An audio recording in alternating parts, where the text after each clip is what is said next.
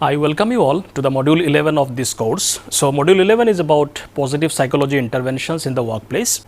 So, this module will be focusing on how positive psychological principles and theories can be applied in the context of workplace. So, this is the first lecture of the module 11 and overall this is lecture number 28. Today's lecture is titled as Positive Psychology and Workplace. So, we will focus on broader aspects of positive psychology that can be applied in the context of workplace. So, before we talk about today's lecture, let me give you a brief recap of the last lecture, which is lecture number 27, which was part of earlier module, that was application of positive psychology in the education and classroom setup. So, in the last lecture, we talked about the concept of self-determination theory and how the various concepts of self-determination theory, particularly basic psychological needs, can be applied in the context of understanding human motivation and more specifically in the context of understanding motivation in the classroom and educational setup context. So, we discussed how can we promote intrinsic motivation and some internalized form of extrinsic motivation in the classroom context. We also looked at how these concepts of intrinsic motivation and how can we promote intrinsic motivation, internalized form of extrinsic motivation, how all this can be implemented in the educational setup and what are its implications for educators and teachers. And at the end we discussed some practical instructions and suggestions that can be incorporated in the context of practicing or in the context of classroom teaching context. So, there is a direct applied aspect in terms of how it can be applied in the context of classroom teaching and so on. So, these are some of the things that we discussed in the last lecture. Today's lecture will focus on some of the broad ideas from the positive psychology that are implemented in the context of workplace. So, we will focus on the concept of positive organizational behavior. We will also focus on positive organizational scholarship, how these concepts basically are related to the positive psychology. We will also talk about positives or psychological capital, and we will also see that the different resources that are discussed under the concept of psychological capital. So, these are some of the broad issues or concepts that are directly connected to positive psychology and are implemented in the context of organizations or workplaces. So, let us start today's lecture. So, when we talk about the concept of organization, workplace setup and so on, so there are so many rapid changes that are happening in the recent organizational context. There are a lot of disruptions happening, like especially by in a very recent last 1 or 2 years, artificial intelligence has done a lot of disruption in terms of organizational setup and so on. Many new technologies are coming, innovations are happening, a lot of business are moving into online context like Amazon, Airbnb, Uber and so on. While some organizations are able to adapt successfully, many organizations are facing the pressure of closure because they could not adapt in the changing or rapidly changing scenarios. So, in such context, employees or potential job applicants, they are all experiencing significant stress, job loss, problem of retaining employees, and many experts are predicting that a large chunk of current occupation may disappear within a few years, and this fear has been actually becoming much more pronounced with the rapidly adoption of artificial intelligence in the diverse context. So, a lot of these issues are coming up in the workplace context. So, there is a lot of volatile, uncertain, complex, ambiguous situations are arising in front of all individuals. So, individuals and organizations are seeking evidence-based approaches to build resilience, enhance creativity, innovation, well-being and gain competitive advantage. So, organizations are also trying to manage all these complexities, uncertainties which are impacting employees, and how can they promote resilience and creativity and innovation. So, promoting employee well-being at the same time taking the competitive advantage also, making it, because the situations are very rapidly changing and very complex situations. So, in that context, growing number of organizations are actually turning to some of the concepts and theories of positive psychology, which are connected to the certain specific applied concepts of positive psychology in the organizational context, like positive organizational scholarship, positive organizational behavior, which we will be talking about in this lecture, which focuses on positive practices, attributes and behaviors in organization, positive organizational scholarship and so on. So, these fields use evidence based interventions to promote performance and well-being. These concepts and these theories which are related to positive psychology are actually very appropriate in these complex, rapidly changing scenarios where employees' well-being can be taken care of using all these concepts. So, positive psychology has gained some significant attention recently, and its relevance to the workplace has been increasingly recognized, especially given the present scenario. So, some of the key areas where positive psychology has been used, or its interventions are kind of, people are using those interventions related to positive psychology.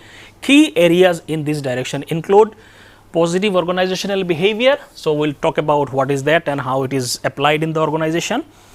Another concept called positive organizational scholarship, we will look into these concepts, and the third concept that we will be looking here is psychological capital. So, we will see these three concepts in today's lecture and try to understand how it is related to positive psychology and how these are applied in the organizational context. So, let us start with the concept of positive organizational behavior. Now, this is something that were directly related to the positive psychology branch. So, this is what this focuses. This is a kind of branch, sub branch within the positive psychology, which focuses on the applications of positive psychological resources like hope, optimism, resilience, self-efficacy and so on, to improve individual and workplace performance. Positive organizational behavior emphasizes measurable state-like qualities that can be developed and enhanced. So, positive organizational behavior, it's a broad area which focuses on applications of various positive psychological resources, more specifically resources related to optimism, resilience, self-efficacy. We will look into some of them in little more detail. And the focus is to use these concepts to improve individual and workplace performance. When an individual perform better, obviously they are the one who is contributing to the organization, the organizational output and performance also increases. So, positive organizational behavior focuses on measurable concepts which can be measured, whether it is increasing or decreasing, it can be measured, and also it should be developed. If somebody has, let us say, low resilience, there should be ways to improve that. So, positive organizational behavior focuses on concepts which can be developed, enhanced, measured and so on. Otherwise, there is no use, only theoretically speaking will not lead to understanding how it is changing and how it is happening. Now, this positive organizational behavior has its roots in positive psychology, but it is considered both the positive and negative, building strength while improving weaknesses. So, in the context of organization, you cannot just focus on only positive, one has to look at the weaknesses and negative also. So, this also includes the focusing on the negatives and weaknesses and improve upon that also. So, that part is always there in the background. So, in the workplace where success generally is connected to higher and higher performance, positive organizational behavior tries to address this issue by studying what goes right to the organization, by focusing positive states, traits and processes. So, that focuses on, basically tries to enhance organizational performance by focusing on what are the right things to do in the organization to promote the performance, like focusing on positive states of the individual, traits of the individual and the processes in the organization. So, it focuses on, let us say, some of the examples are like, it's try to identify human strengths, whatever the strengths of the employees, and use that to the maximum possibility, producing resilience and restoration, fostering vitality and cultivating extraordinary individuals and so on. So, focusing on developing strength and positive qualities, so that overall performance of the organization also enhances. So, when we talk about positive organizational behavior, it focuses on specific criterias that what kind of concepts positive organizational behavior will study depends on certain criteria. It does not study on anything which is positive. So, there are certain criterias they follow. So, some of these criterias are listed here. The first is these capacities, whatever this positive organizational behavior studies, the capacities and resources, these capacities must be positive and must have extensive theory and research foundation and valid measures. So, these are based on research in the field of positive psychology. They should have proper theories and research base, evidence should be there, and they should be measured also. We should be able to measure them. Then only it is included under positive organizational behavior. The qualities also must be state-like, which would make them open to development and manageable for performance improvement. So, the state should be state-like, it should be changeable. If something is, let us say, only genetically determined, nothing much can be done about it, because it is something very fixed kind of trait. But when you talk about state-like things, these are like with practice you can change it. So, there is a benefit only in studying state-like things, because if there is some problems or the person has low score in something, let us say resilience, we should be able to improve upon it, then only there is a meaning to study them, otherwise there is no meaning. So, the positive organizational behavior studies state-like phenomenon or concepts under it, so that it is possible to develop it, enhance it.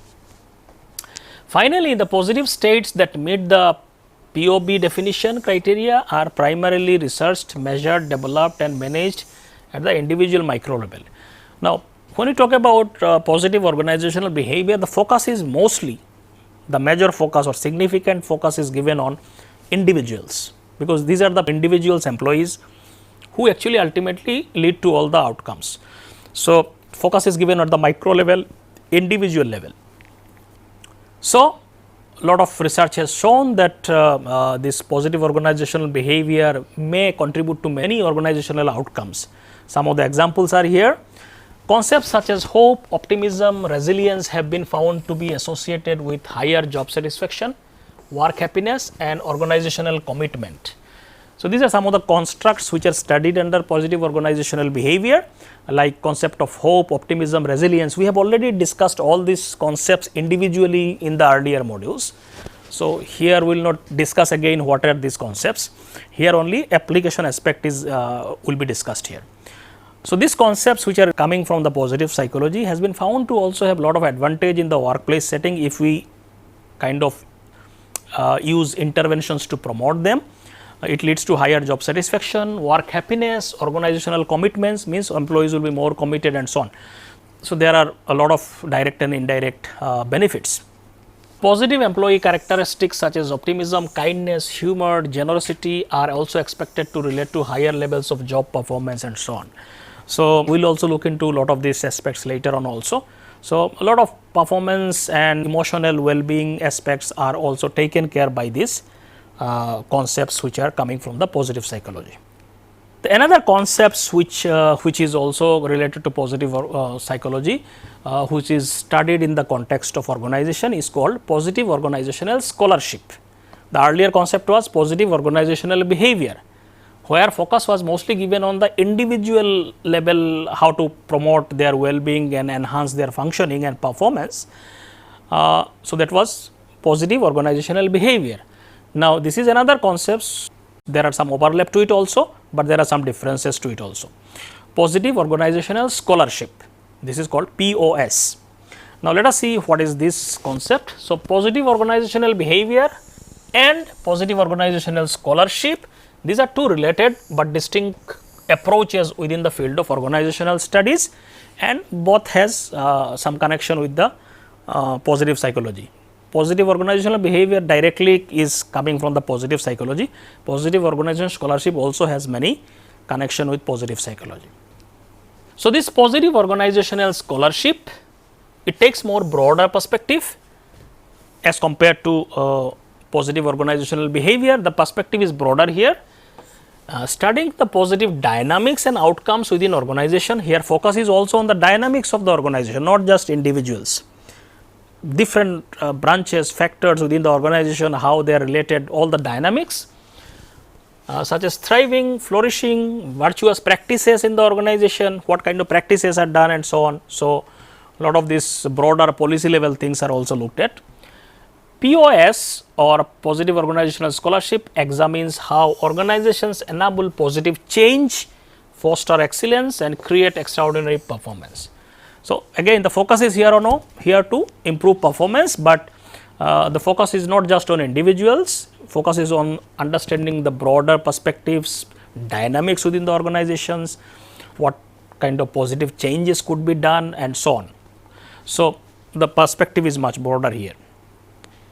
So, this positive organizational scholarship is simply defined as the study of which is positive, flourishing and life giving in organizations.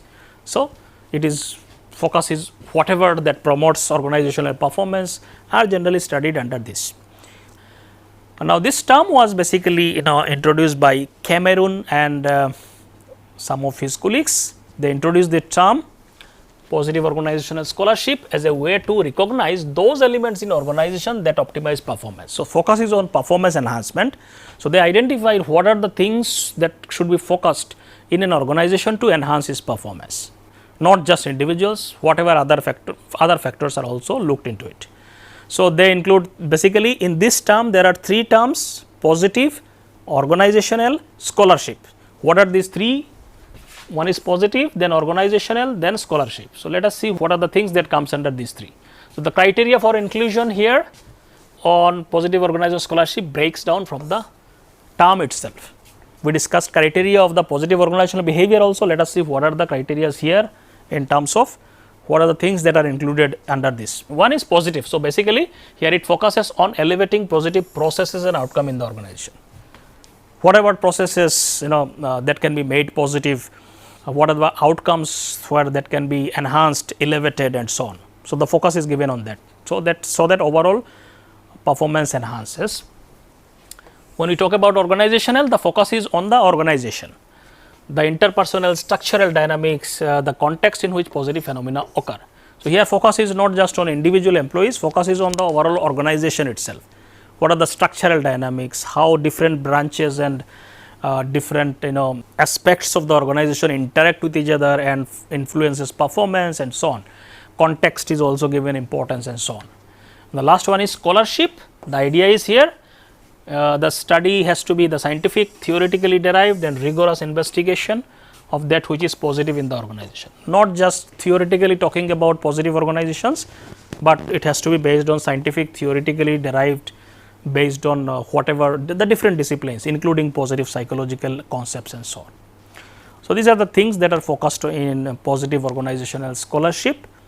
So, here in the tabular form it is shown how these two terms are different. One is positive organizational behavior, one is positive organizational scholarship.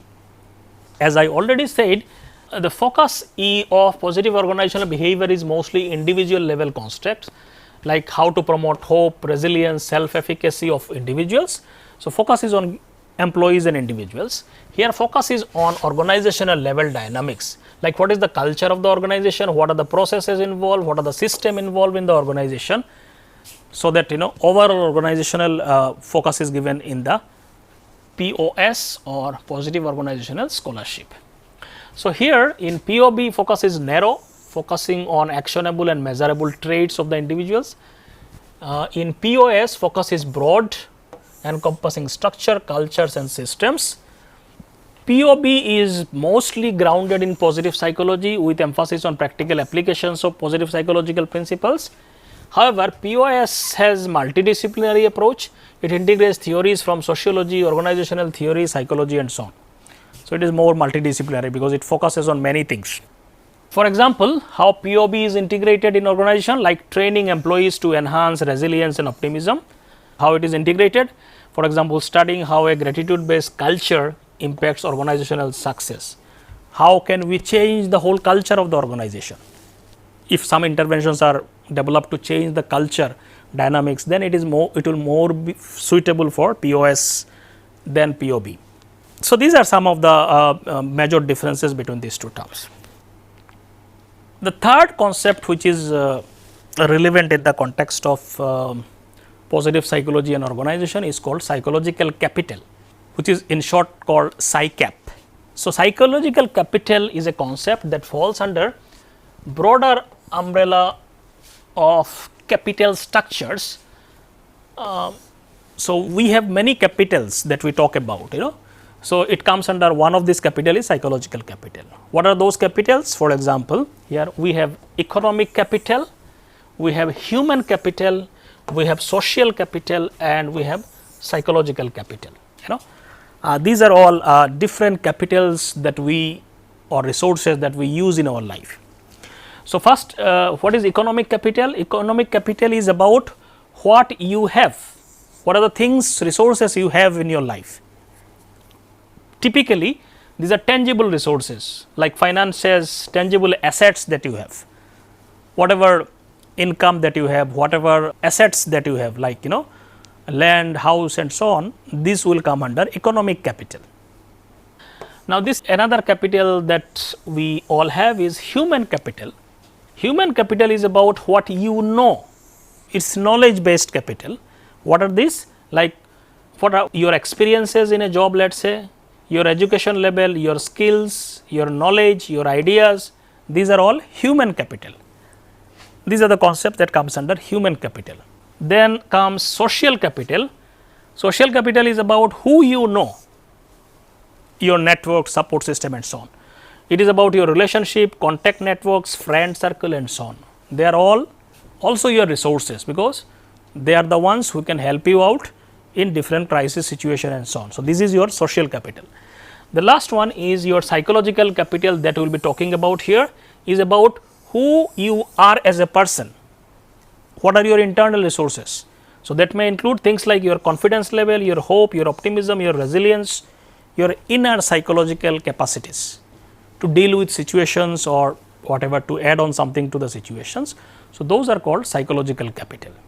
So, there are so many capitals that we all have. Out of this, psychological capital is one such capital, and it is psychological in the sense that it is mostly your inner capacities or resources that can help you to perform and manage life problems and so on.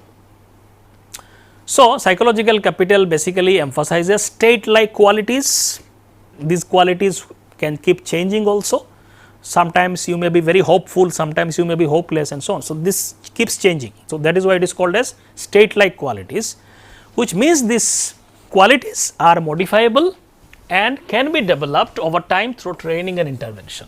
Now, these qualities can be developed. People are not born with these qualities, they learn these qualities and they can be enhanced also using interventions. So, psychological capital is basically, it is come under positive organizational behavior. So, that broad approach that we talked about, under this psychological capital is one such concept. So, it will come under broadly positive psychological behavior. One of the concept could be psychological capital. Positive organizational behavior encompasses psychological capital, but also it includes other positive constructs. So, positive organizational behavior is again broader, it includes many other concepts. Psychological capital is one such concept.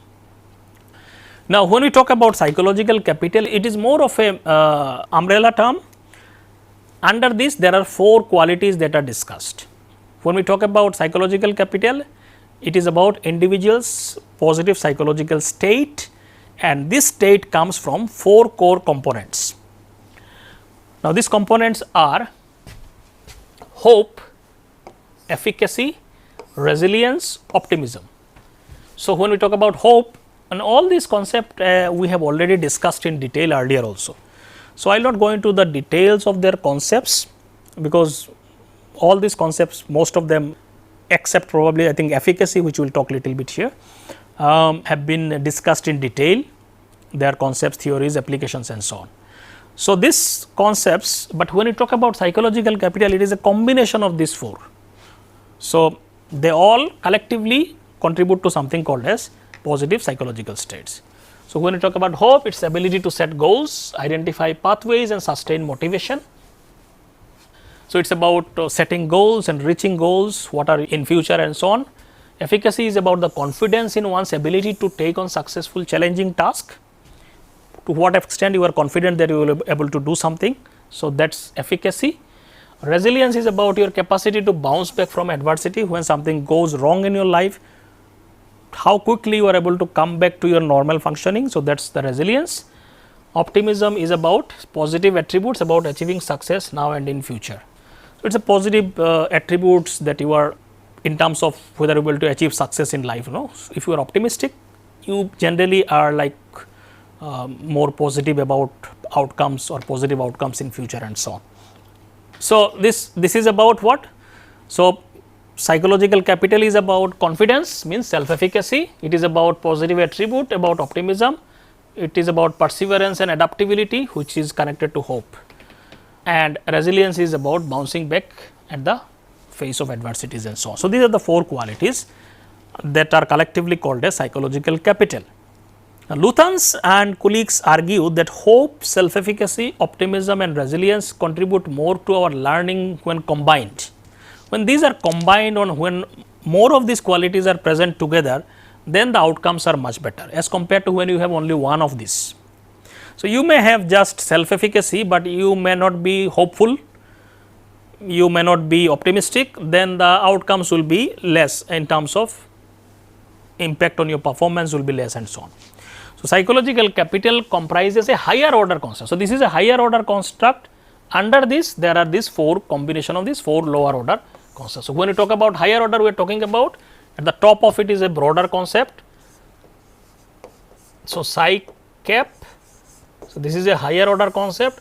Under this, these 4 concepts are there, like efficacy, whatever, optimism, resilience. So, like this. So, all these concepts and can be kind of collectively, So, this is hope, like this. So, this is like broader concept, under this 4 comes under this. So, this is a multidimensional concept, which means whole is greater than sum of its parts. Individually they may have some impact positive, but the impact may not be that high, but when they collectively come together, or at least 2 of them come together, 3 of them come together, the impact is much higher. So, this combining these 4 facets, psychological capital leverages the synergistic motivation and cognitive processes whatever we have. So, this includes both motivational and cognitive concepts and have a broader impact on us. So, for example, when people are optimistic, self efficacy means 2 are there, optimism is also there, self efficacy is also there, then the impact is much higher. It is a combination of optimism and self efficacy is more powerful than either construct alone, because now there are 2 positive concepts as compared to 1. Preliminary research shows that psychological capital enhances work attitudes and adds value to both human and social capital and so on. So, there are many research findings which shows the positive impact of psychological capital. Some of these outcomes are just briefly listed here. I will just talk about them very briefly, like what are the different research evidences available. For example, psychological capital has been found to be very strongly connected and positively connected to something called as organizational commitment. Like studies highlights that high psychological capital strengthens employees' commitment to their task and organization. So, commitment to the task also increases and organization also increases.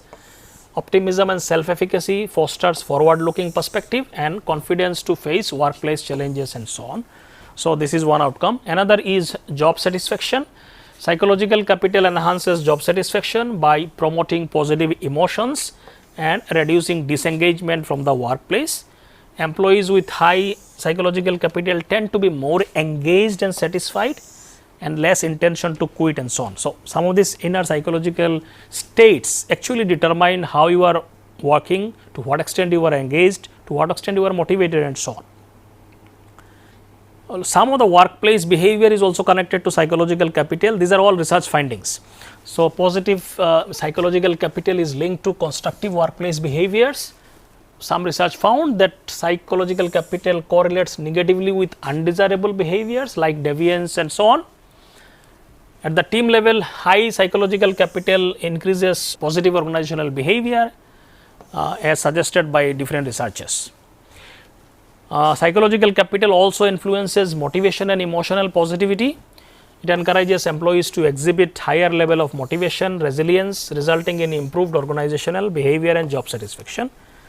Performance also is influenced. Some research indicates consistently support that a positive relationship between psychological capital and job performance. the different indicators of it, greater efficacy, effectiveness in their roles and so on.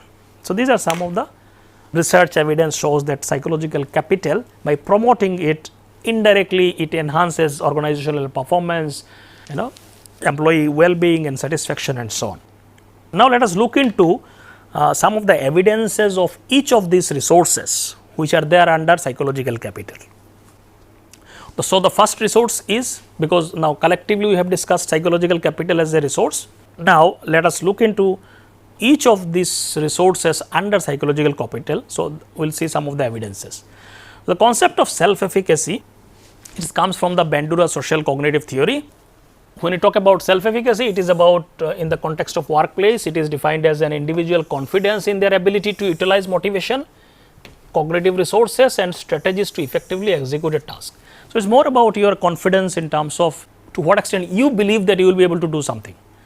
So, it may not be directly connected to your skill level. Many people have a lot of skills, but they are not confident in doing something. So, even though their skills are very high, because of lack of confidence, they are not able to perform well. So, not necessarily self-efficacy is not necessarily connected to the skills all the time. So, it is about one's own belief about to what extent they will be able to do something or perform some task. So, that confidence is in one's own evaluation about their skills and situation and so on. Among positive organizational behavior concepts, self-efficacy is very important, and it is one of the best fit due to its robust theoretical foundation and empirical support. So, a lot of researches are available on self-efficacy and its impact. So, in that sense, it has a very solid foundation of theories and research. This is again a state-like quality, it can keep changing. Sometimes your self-efficacy very high, sometimes certain things may go wrong and your efficacy may come down and so on. So, it can develop over time, and it is very domain specific. You cannot have confidence in everything in your life. One may be highly confident in their workplace, but may not be confident in, let us say, other functioning areas and so on. So, it is a very domain specific, and workplace are very domain specific only. So, in that context, it is also very relevant. Research shows that self-efficacy has many connection with performance related indicators in the workplace. For example, self-efficacy positively correlates with numerous performance dimensions like work attitude, leadership effectiveness, ethical decision making, creativity and career development and so on. So, these are all like there is a positive correlation with all these concepts. Its relationship with entrepreneurship and learning outcomes also demonstrate its wide ranging applicability. A lot of meta-analysis also shows evidence that self-efficacy significantly predict work related outcomes. So, there are many evidences available regarding its positive impact in the workplace related constructs. Conversely, individuals with lower efficacy have also generally found to be more reactive and prone to setback, losing confidence when face challenges and so on. Those people are generally find it difficult to deal with problems, and whenever some problem happens or challenges happens in the workplace. Now, how can one develop self-efficacy or nurture self-efficacy? Now, Bandura in his theory has already discussed how it can be mastered, how it can be enhanced. So, what are the sources of self-efficacy? From where this confidence comes to people? What are the sources of it? There are typically 3-4 sources. We will discuss some of them here. One is the concept of efficacy actually comes from mastery experiences in our life. What is your experiences of life, or what is your experiences in the past about whatever work you are doing? That gives you confidence, your successes in the past. So, a success through or direct task engagement builds confidence, especially when task gradually increases in difficulty. So, you learn them time by time and slowly your confidence enhances. So, your past experience, what was your past experience? Have you experienced more successes as compared to, let us say, failures? Or if you experience more failures, obviously your confidence will be much low. So, your past experience or mastery experiences is very important, or especially if you gradually move ahead in terms of difficulty of task, your self-efficacy actually increases rather than getting stagnated in something. On the job training also affects mastery experiences. If you get more training, skill training and so on, similar experiences methods are particularly also effective.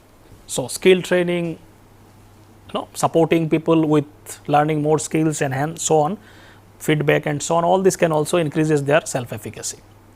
So, this is one source. Mastery experiences in the past actually enhances self-efficacy. Second is the vicarious learning and modeling. By looking at other also, sometimes people become confident that if that person can do, I can also do, because that person is very similar to me. So, observing other successes helps individual build confidence, particularly when the observed task and role models are relevant and relatable. So, if you see the other person who are relevant to your life and relatable, somebody should not be very different and very different background, obviously then you can say that person could do because the background was very different. So, if you see role models or the peoples who are of similar to us and they are getting success and something, that also builds confidence. Or in the workplace, similar people are, let us say, doing good and so on. So, by looking at other also, modeling or looking at people also, many people develop this concept of self-efficacy. Mentorship and coaching also provide information about modeling success and so on, that can also influence.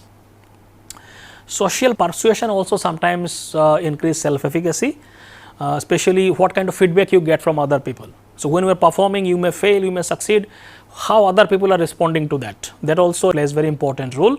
So, let us say if you get positive encouragement, support, feedback from other people, when you do good, you get a lot of confidence, okay, I am going in the right direction and so on. And if other people also encourage us, when you fail, that you can do it next time, you also feel get some confidence and so on. So, that is what called social persuasion by other people can also sometimes build confidence and so on. So, these are the things which can be like implemented or in the different aspects of workplaces also that can ultimately enhance self-efficacy and so on. Now, we will talk about the concept of hope and optimism, and this we have already discussed. There are separate modules for these two concepts. We have discussed in detail about their concepts and intervention.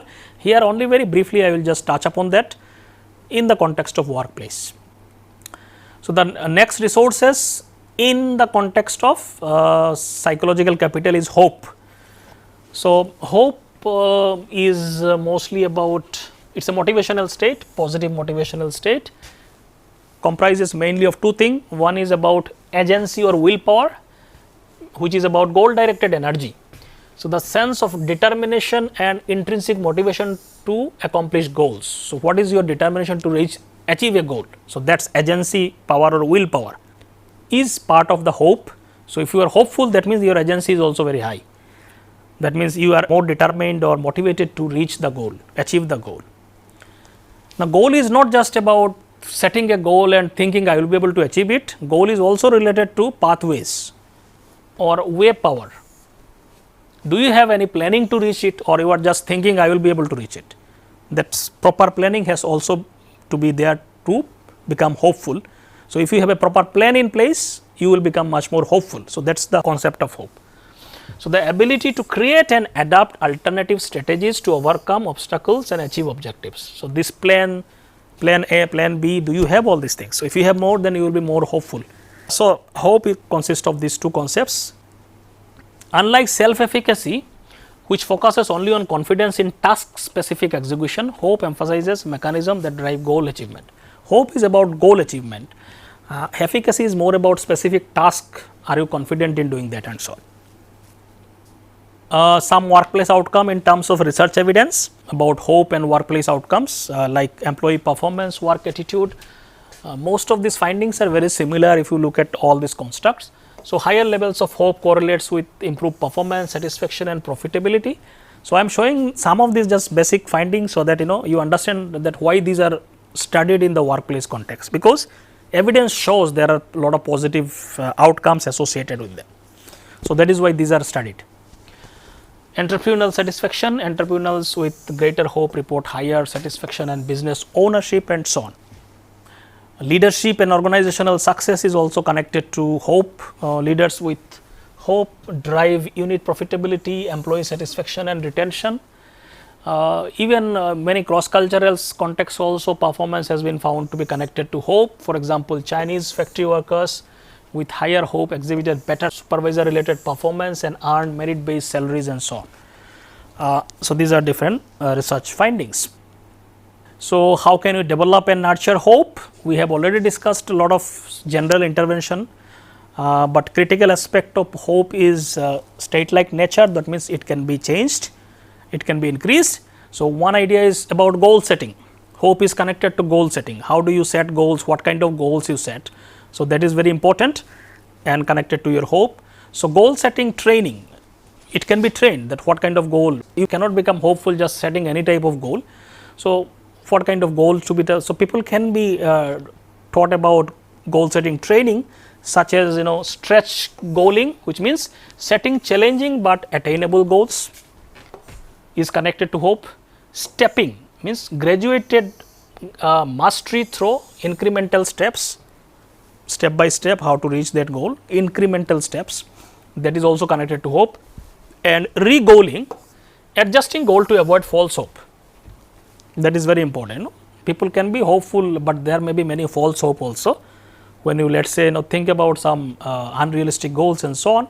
So, adjusting goals to avoid false hope, goals that are achievable, and incrementally one can change things according to the situation and so on.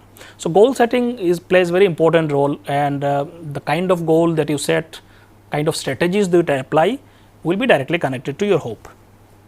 Now, also creating organizational cultures that encourage participation, creativity, contingency planning, innovative thinking can also further enhance hope, particularly pathways thinking.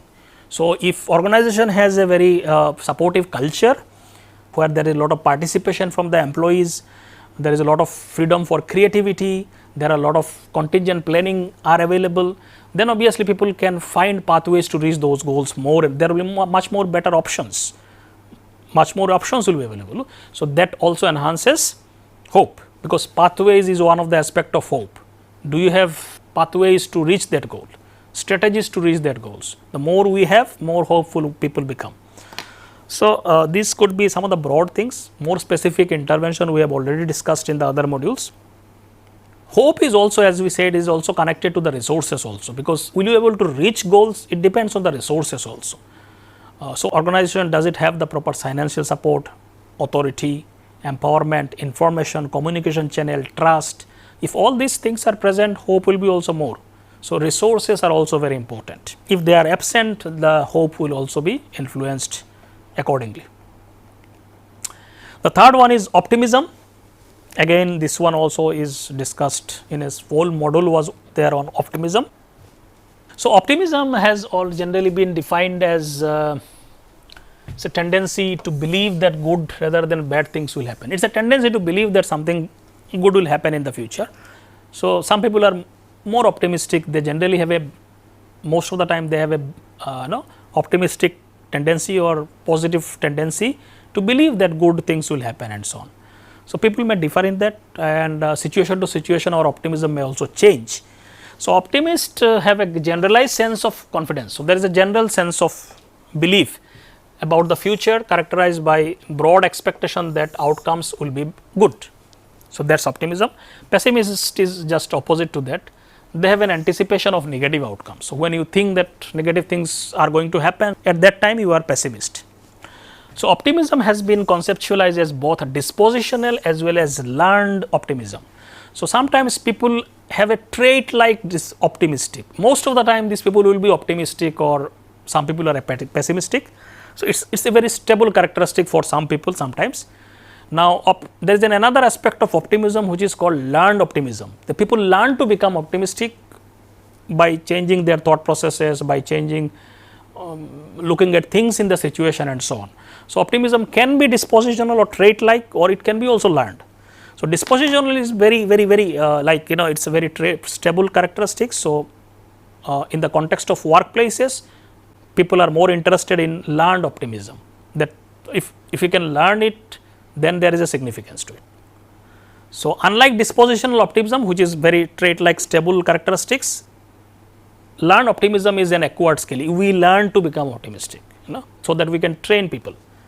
So, learned optimism is a concept closely related to Seligman's positive psychology movement of, and more specifically his attributional style and explanatory style concept.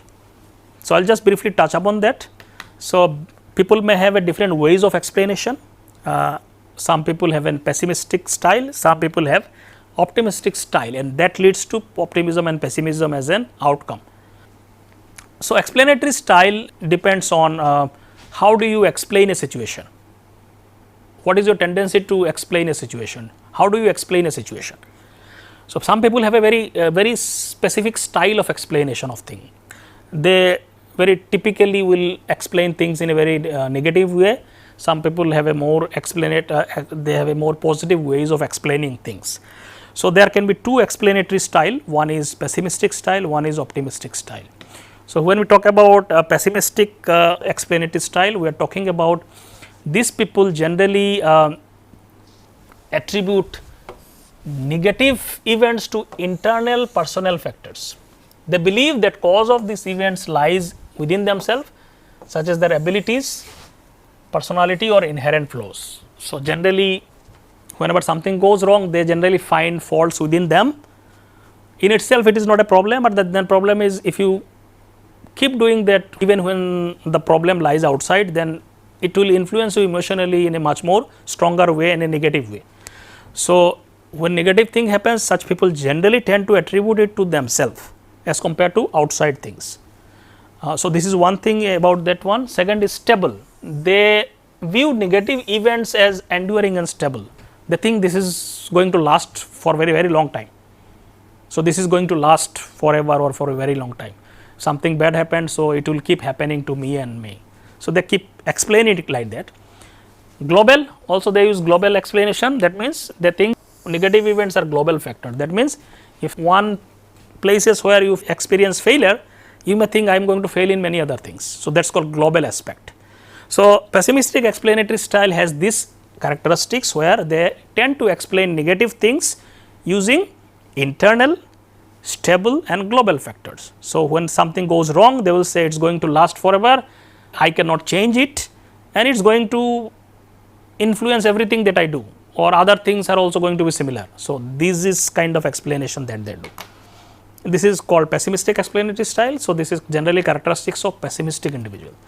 Optimistic people are generally opposite trend of explanation they do. When something goes wrong, they generally look at some external reasons, like this was there in the external situation, I may not be directly responsible to it, so they have this tendency. They also look at it very unstable factor, like it is a temporary thing, it is going to change next time I do it, or they are very specific. So, I failed in this task probably, and it will not influence other things that I do, I will be successful in other things. So, it is just this one situation. So, this makes them more optimistic. So, this is the typical characteristics of optimistic explanatory style, which may lead to optimistic people or pessimistic people and so on. So, again just I will give you some few examples of how this is related to some outcomes in the organization. So, optimism has been linked to physical and psychological health, well-being and recovery, enhanced performance in life domains such as academics, sales and leadership. Pessimism is correlated with many times a lot of emotional problems like depression, physical illness and other negative outcomes. So, these are some of the general findings. In the workplace, optimism has been shown to positively impact performance across various domains including sales, leadership, insurance and so on. These are some of the general findings. When you talk about optimism, it should not be like just be optimistic about anything. One has to be flexibly optimistic. Realistically, optimism is something very important because optimism in general it is good in terms of because it has a positive emotional impact. It may not be always effective in many situations of life. For example, where there is a need for some contingency planning or something may go wrong, you just need to plan it accordingly. You cannot be just optimistic at that time. Where there is a need for preventive measures to take, if something may go wrong, some kind of preparation has to be done, where there is a need of prudence and accountability. So, one has to be flexibly optimistic, realistically optimistic. Optimism is good, but when there are a lot of evidence that something may go wrong, one has to be careful. There you cannot be just blindly optimistic. So, that is the idea of flexible optimism. So, in this scenario, flexible optimism is essential, balancing recognition of positive achievement with accountability and challenges. We should also recognize that we are optimistic, but there can be challenges and one has to be prepared for that.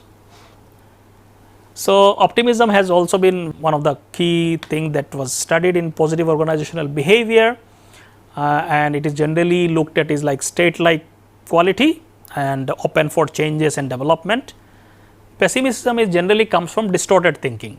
People generally develop some negative thinking style, and which may be because of past experiences or childhood experiences. People sometimes develop this pessimistic explanatory style. It can be changed by training and teaching people about it.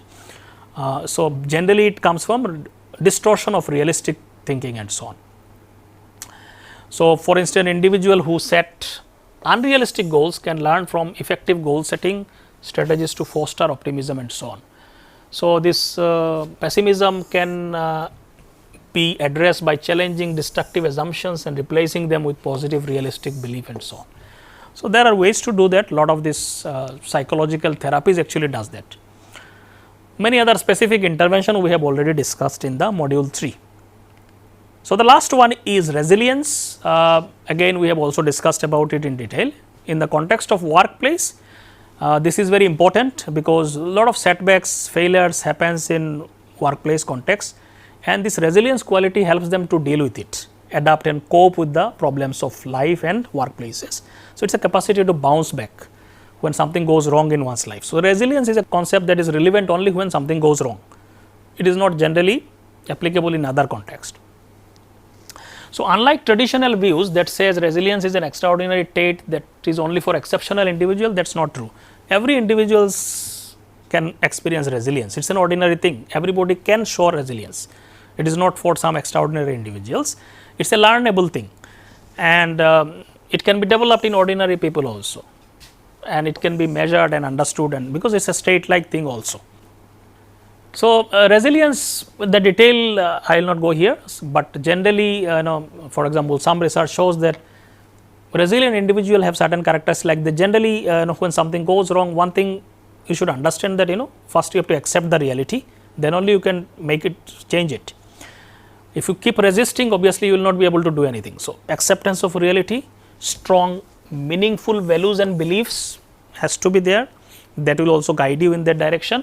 Then adaptive mechanism to improvise flexibility in unexpected situation, adaptive ability to cope, adapt, and there is a flexibility in the mind. According to the situation, you can adapt to the situation.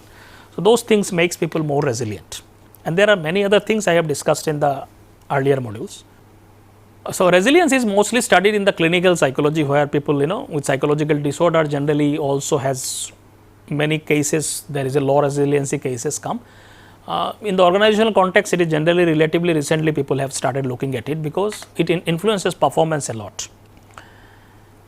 So, how can you build resilience? There are Masten outlined 3 strategies by which you can develop resiliency or train people resiliency.